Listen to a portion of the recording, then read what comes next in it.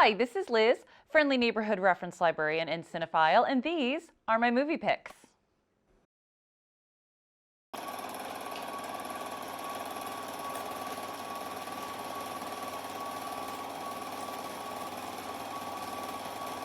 It's December and something very special is happening on the 25th. That's right, the release of Greta Gerwig's adaptation of Little Women. What? Were you all thinking of something else? When this movie was announced, the response wasn't, ugh, another Little Women. It was excitement. A director recently had a hit award-nominated film, some of the best young actresses working today. Oh, and Laura Dern.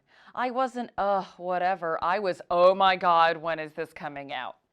And besides that point, I think the bigger question isn't why Little Women, but why does Little Women endure? 150 plus years after it was written, people still read it, talk about it, and discuss whether they're a Jo, Beth, Meg, or Amy. If anything, that's likely one of the reasons why. In the larger Western literature canon, there are very few books about women, let alone written by them. And the women are interesting and layered, even Homebody Beth, whom I'm convinced was agoraphobic. Plus, it is relatively safe. While it discusses women doing radical things like marrying for love and making their own way in the world, not to mention the fact that Alcott had some fairly radical ideas for the time, it's always seen as a family-friendly story. So it should come as no shock that studios have seen it as a go-to whenever they wanted to make a movie about women that doesn't rock the boat too much. And because I love y'all and the story, I watched a whole bunch of the adaptations. The first one I will discuss is the 1933 version. Now, this is not the first filmed version. There were two silent films before this. Heck, Little Women has even been adapted into an anime twice. People everywhere love this story. But I digress. Much like the more recent adaptations, this movie features promising young actresses in the roles, most notably Katharine Hepburn in her fourth film role as Jo. Honestly, the casting of Jo makes or breaks the movie, and as usual, Hepburn never misses a beat. The movie is earnest and enjoyable. It gets a little disjointed because it becomes all about Jo towards the end, but since it's Katharine Hepburn, you never mind. Fun fact, Amy is played by Joan Bennett, who horror fans might recognize as Madame Blanc from Suspiria. I knew I could tie this back to horror somehow. Flash forward to 1949 and there's another adaptation. This one is pretty meh for me. First off, Beth is the youngest sister rather than Amy, probably because they got child star of the moment, Margaret O'Brien. Also, it is jarring to see Elizabeth Taylor young and with blonde hair. You think she plays Jo? Nope, she's Amy. And June Allison is a serviceable Jo, but overall there's nothing that really sets this apart for me. Even the reviews at the time compared it unfavorably to the 1933 version. Plus, it has nothing compared to what I'm going to talk about next. That's right, Gillian Armstrong's 1994 adaptation, and the best adaptation. I know this is probably all generational bias talking, but I think this is the best adaptation of the book. It's warm without being cloying, faithful to the book while being more modern. And can we talk about the cast? Winona Ryder is Jo, Claire Danes is Beth, Trini Alvarado is Meg, Kirsten Dunst is Amy. Not to mention Susan Sarandon is probably the most headstrong Marmee we've had, and a baby Christian Bale is Laurie. This was also probably the most outwardly feminist adaptations to date. Marmee, while nurturing, suffers no fools and challenges anyone who tries to make her and her daughter stay in their place.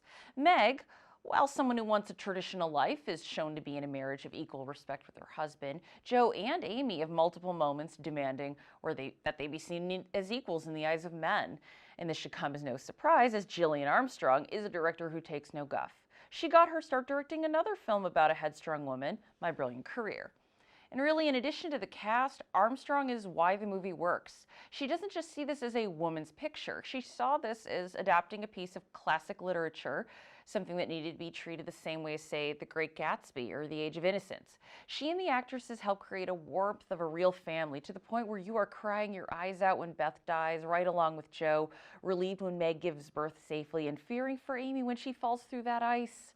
It's sentimental without being sappy, and yes, this is the first version I saw, so I will admit that I am biased, but I rewatched it and I can confirm it holds up.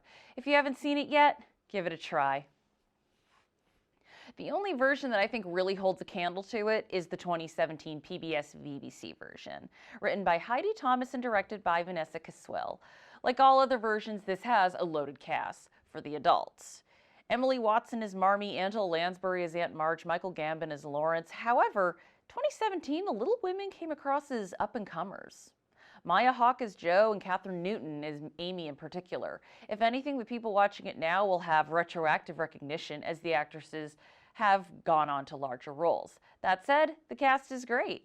Hawke is an adorably assertive yet gawky Jo. Willa Fitzgerald brings a lot of depth to Meg, and Newton makes for a great Amy. And as with the 1994 version, this version does a great job modernizing the story while keeping it grounded in its time, mainly due to the fact that all of the characters get to be more multidimensional. In the older versions, everyone other than Jo comes across as flat. Beth is good, Meg is traditional, Amy is bratty. But what the 2017 and the 1994 version were able to do so well is give focus to all of the sisters and show that they all have different facets beyond that one defining personality trait. That's why the next film is so disappointing. So, unbeknownst to many, there was a Little Women movie released in 2018. It was a modern-day adaptation starring Leah Thompson as Marmee and Sarah Davenport as Jo. It's not terrible, it's a lot of missed opportunity. I think Little Women is a great story to update. I'd love to see how it translates to modern times. Instead, this movie, it's just told in flashbacks and you don't have a lot of time to form attachments to any of the characters. And as with the other adaptations, Amy, Meg, and Beth are all fairly bland. The actors are fine and they do what they can to elevate the material, but this is one adaptation I was not too impressed with. So what will the 2019 version hold? Well, I have faith that it will continue the tradition that Armstrong, Thomas, and Caswell have done in giving us wonderful, well-rounded portrayals of the sisters and Marmee. God, I am so here for Laura Dern as Marmee. As well as giving us a new, modern take. Gerwig is a lot like Armstrong in that she's proven herself as a feature film director, so I am here for her take. I will be seeing it after Christmas and probably crying. Thank you for listening to me prattle on about a 150-year-old story, and thank you to Derry Community Access Media, empowering independent voices. And if you don't think that the 1994 version is the best version, come say it to my face at the Derry Public Library's information desk. See you next month.